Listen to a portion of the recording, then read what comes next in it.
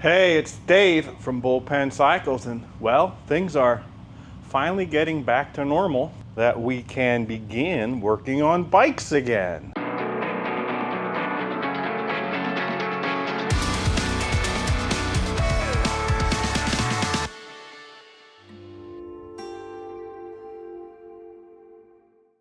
This, I don't know the exact year, it's either a 75 or 76, Hercules W2000 Wankle.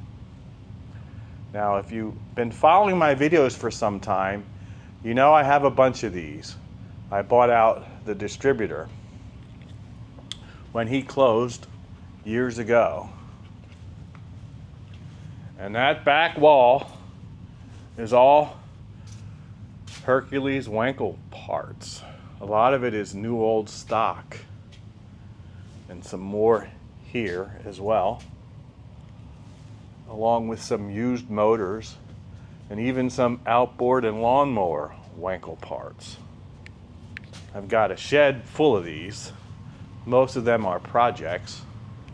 I have some brand new ones still here, one of each color, for a total of 4 that were never sold and have 0 miles. But this one we're working on today, well, you may think it looks bad, but it's actually pretty good. It shows just over 3,000 miles, and if the license plate is accurate, and it may not be, it was last registered in March of 2003. Now the Ohio plate might tell us something, because these came from Sam Costanzo originally by way of rotary recycle through Jess Stockwell in Tennessee.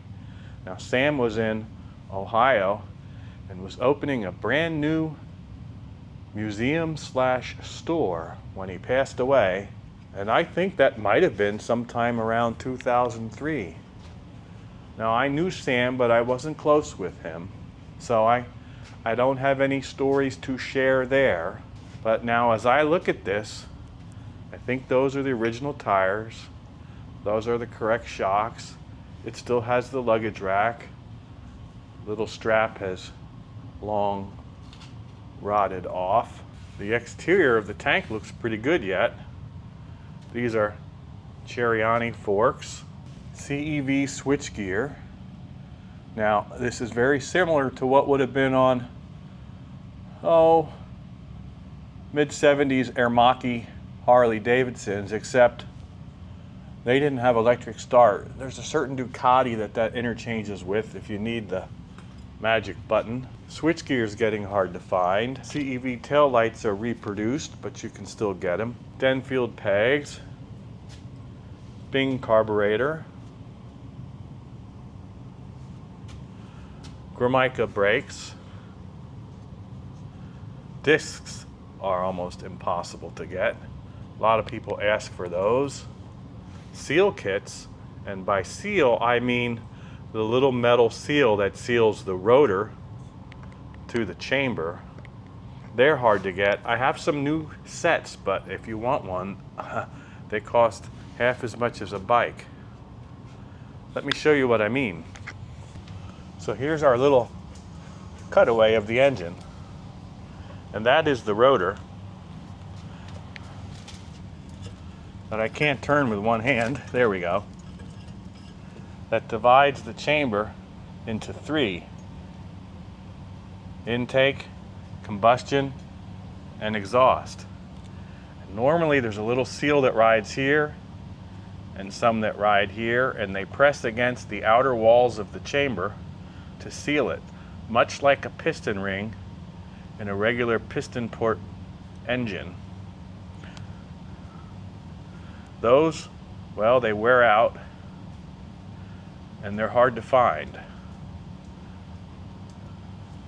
The other part that's hard to find, that's over here. That's this vacuum release that has something to do with releasing compression when you start it. These go bad and people plug them with a pin. carburetors are straightforward. It's got a magneto. The rest of the engine is pretty straightforward. Now the rotor dimensions are common to certain Arctic Cat and other snowmobile engines that used a very similar Sachs Wankel motor. Those are used motors up there, which is a source for more seals if you need them.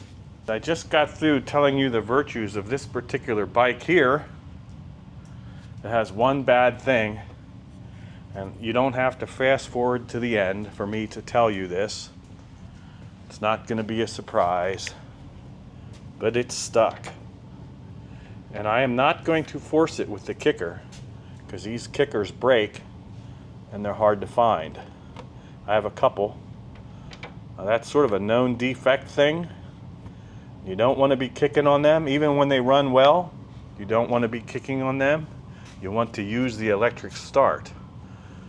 What I'm going to do is I'm going to jack the bike up after we take everything else apart and try to turn it by putting it in gear and turning the wheel. The good thing about Wankels, and particularly these, is you can get to the chambers. You take this intake off, you take that exhaust off, and you're going to visibly see the internals of 2 of the 3 sections of the chamber. That will tell us oftentimes, well, it could be a mouse nest, it could just be carbon buildup from people using the wrong oil, it could just be rust. So we are going to first take the tank off, treat that, look at what we got here, take the exhaust off, do the carburetor, and see if we can get this motor to spin. And that's, if we accomplish that, we're ahead of the game. Side covers are getting hard to get too. Well, you can see they're brittle, and this one's got brakes here.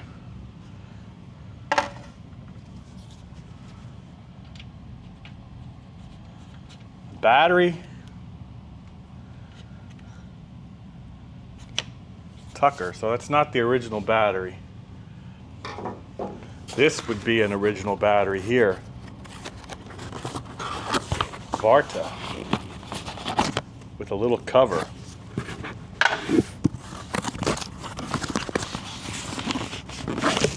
That's what that looks like. And we are not going to waste that on this bike.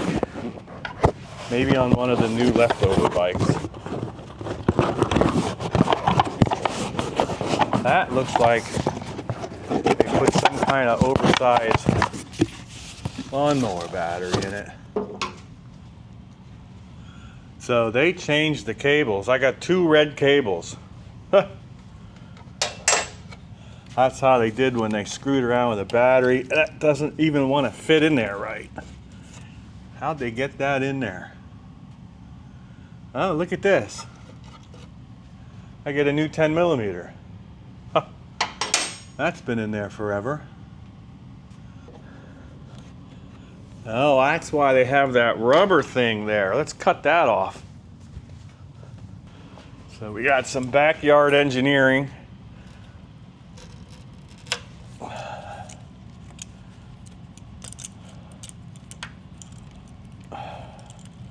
Because they couldn't find the right battery. Boy, that's in there. How'd they jam that in there? Must have used a mallet. Jeez, man. How'd they get that in there?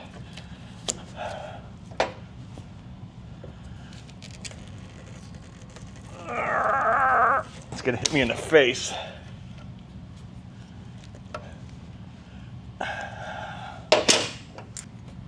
Now, can we get it out? Yeah, now we can get it out. Get it up first. Maybe get it out. Let's take this wire off down here. I doubt that's what's holding it. Oh, it was what's holding it. All right, let's get this out. Put it back so we don't lose it. Oh my God.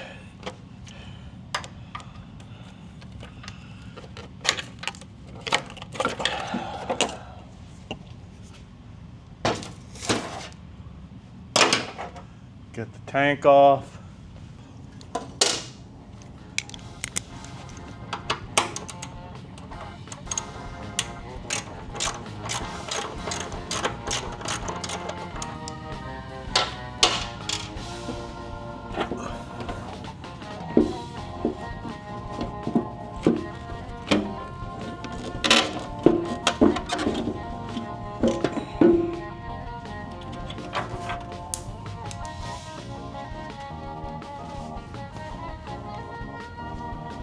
I guess I should tell you they made two versions of this bike. One that was oil injection, that had a oil fill cap that went through the gas tank into a separate oil tank down here that injected oil, I think, into the intake. This is a premix one. All of the premix ones, I believe, were this color and this style stripe. Now the inside of this tank, well, I don't know if you can see that. It's kind of funky. Not so bad that we can't save it.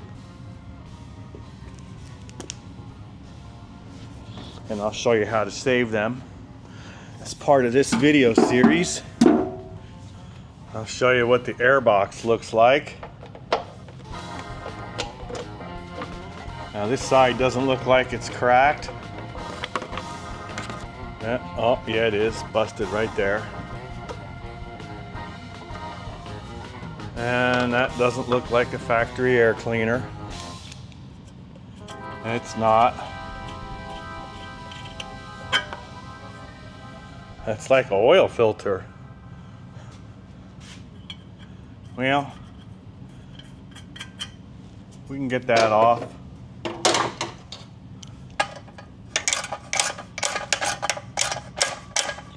One thing that's nice is this bike isn't so rusty that the bolts are stuck. Here, I'll get to use the brand new 10mm that came with it.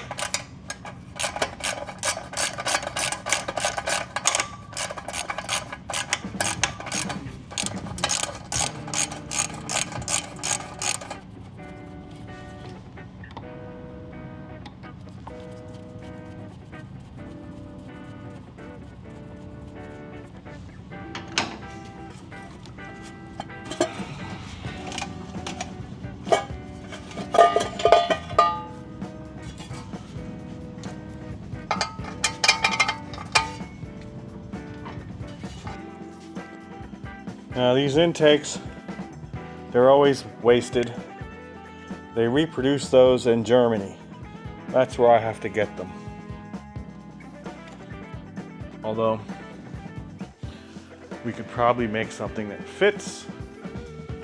Now this is just a regular Bing carburetor. Same as what would be on a /5 BMW. Of course, now that I don't need it, I found my missing 10mm. The only difference between this carburetor and what is on a /5 is the BMW has right and left. These don't have right and left. So it's got a different number, but it's the same carburetor. I prefer these Wankel motorcycles over the Suzuki. Is why the Suzuki's a good bike. These are, well, they're a lot more simpler to work on. Now for those of you that have Suzuki's, parts might be easier because there's a lot of those that get parted out. They made so many more of them. But I have the parts for these, so okay, that's going to need some WD-40. So that's not a problem for me. Of course, if this bolt snaps, it's not the end of the world because I have these clamps and it might snap. And it did snap. Oh my gosh.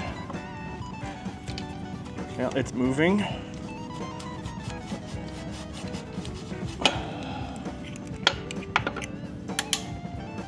We'll look at that later.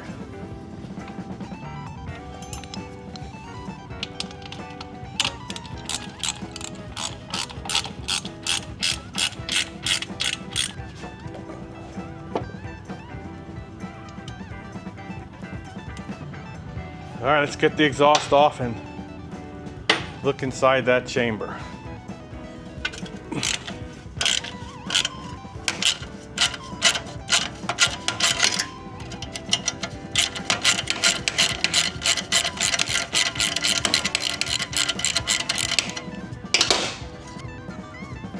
I just noticed something.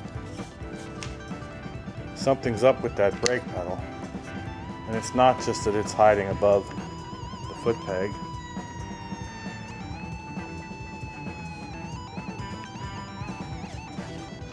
Something happened here.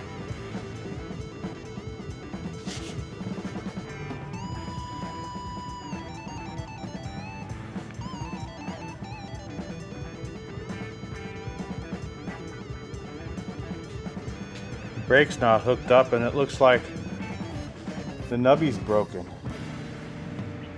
And there ought to be some type of stay. We'll have to figure that out. Here's a wear indicator, which I don't recall, but we'll figure that out.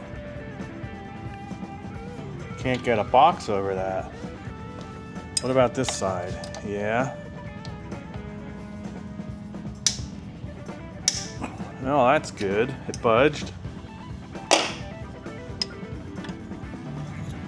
Please budge, please budge. Yeah, good. You'd think with all the heat that these things generate, that might not want to come out. And it's a nut, it's not a stud. Break one of those and it could be a problem. Get these out of the way, don't want to break them further.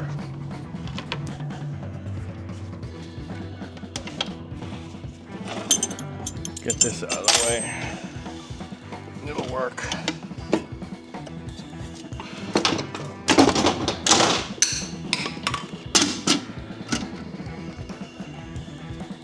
What's going on, Bruno?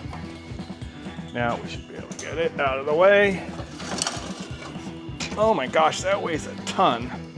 So if I wanted to cafe race one of these things, I think you lose about 50 pounds by changing those pipes. Holy crow, those are heavy. Now, full disclosure, some 20 years ago, oh, maybe it was more like 10, I filled the spark plug chamber with Marvel Mystery Oil. We are going to look in there with a borescope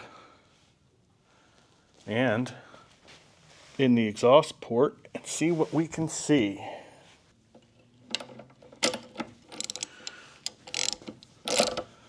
Since we can't use the kicker, we're gonna turn it in gear.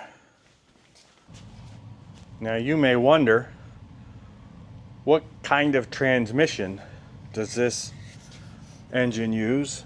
This is a crate motor from Sam. That's the engine, that's all there is. Look how big the transmission is. That's the transmission. So they don't use a snowmobile transmission.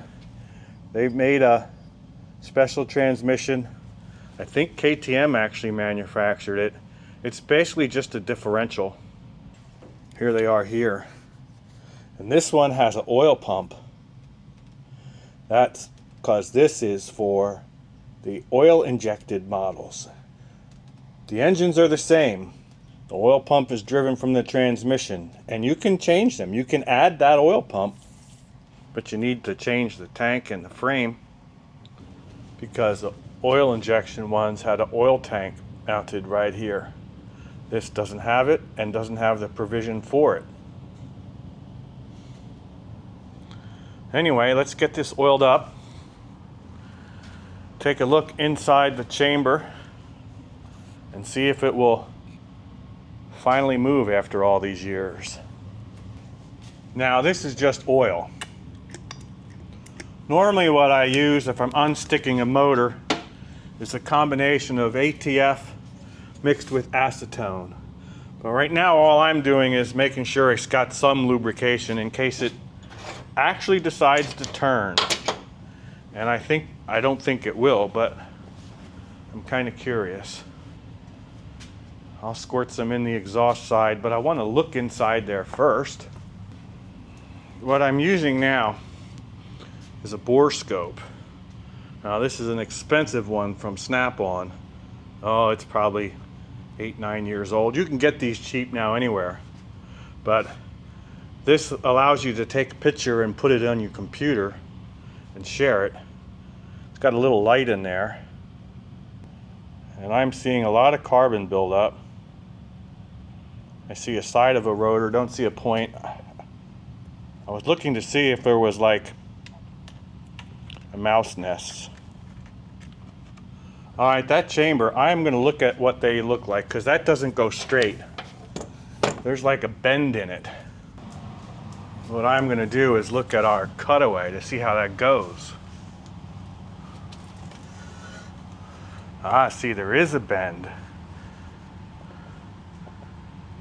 So the exhaust port is straight. The intake port has a bend and must come in from a side plate somehow.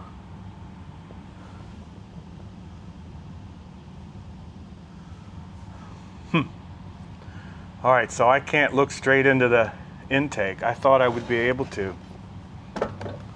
Let's try to show you what I'm seeing.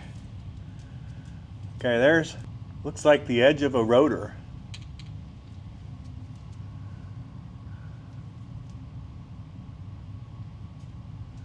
I don't know if you can see that. Let me get a better light. And a lot of carbon. Unfortunately, we can't really see.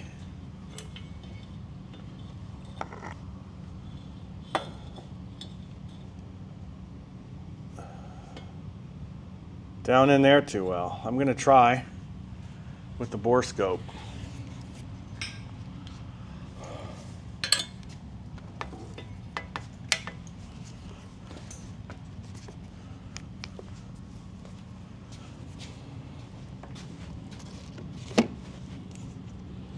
So that is going to curve, look at that, it curves the other direction.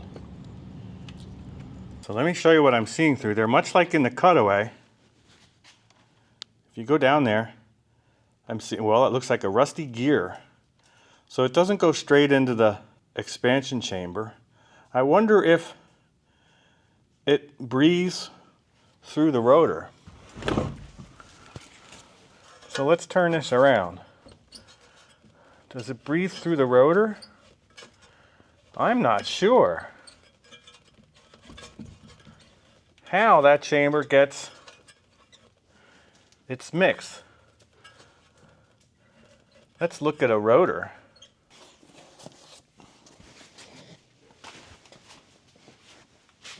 So here's a rotor. Now this is probably to a snowmobile. I bet it breathes. I bet you those are ports of some type.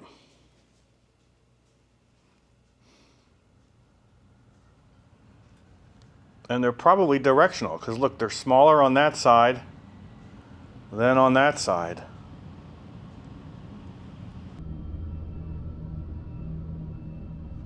So here is an intake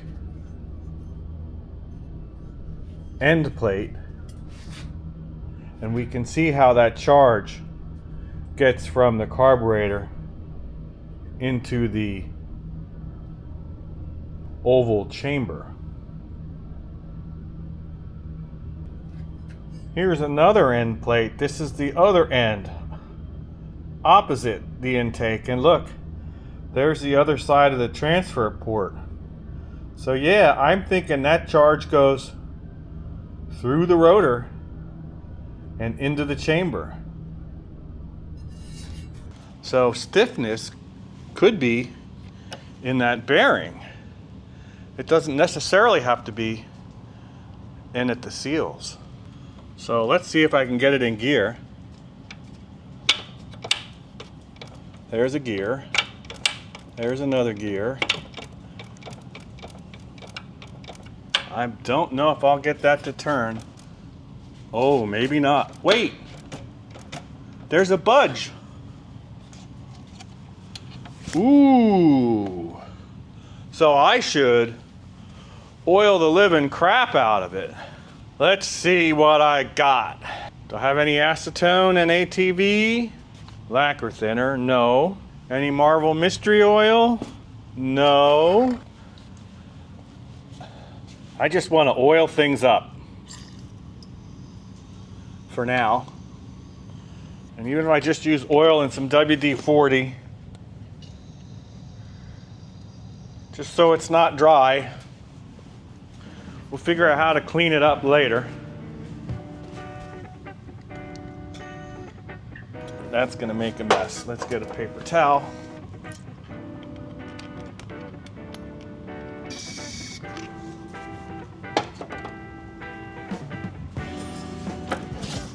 Whoa!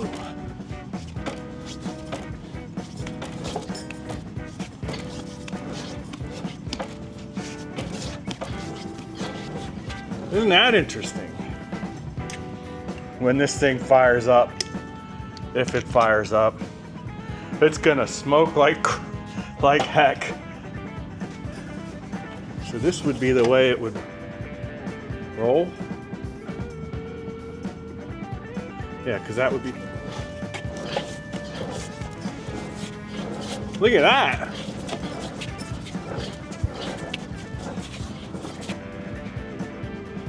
Wonder what it looks like in there. Whoa, look at that. Oh, that is gross.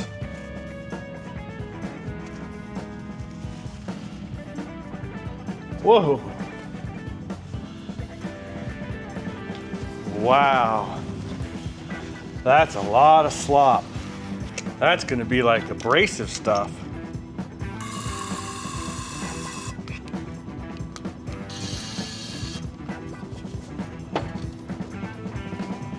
Maybe it's not a big, well, I guess it is a victory.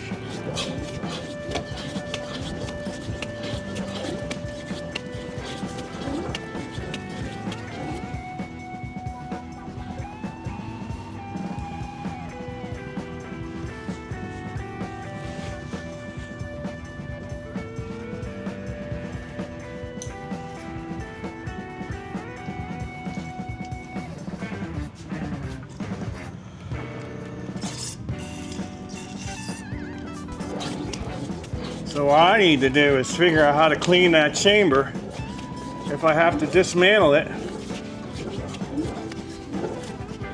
We don't want that crud in there.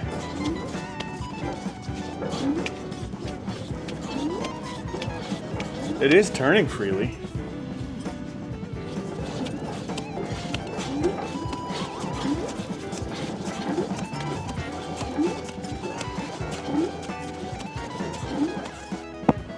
If I can show you what this looks like as it turns. Problem is, I don't have 3 hands. So,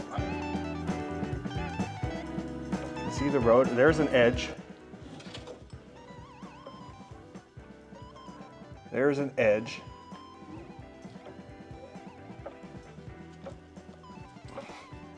And there's a lot of that crummy, oily stuff. You can almost see the wall. If you look,